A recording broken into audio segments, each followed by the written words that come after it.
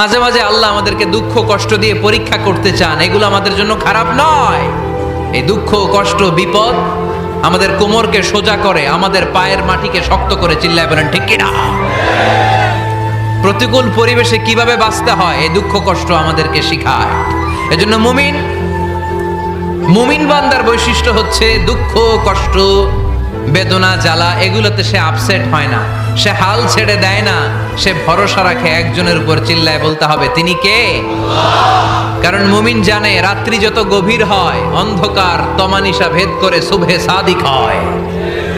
মুমিন জানে গর্ভবতী নারীর পেটের ব্যথা যেই দিন বাড়তে থাকে ওই দিনই নতুন মেহমান আগমনের সময় ঘনাতে থাকে।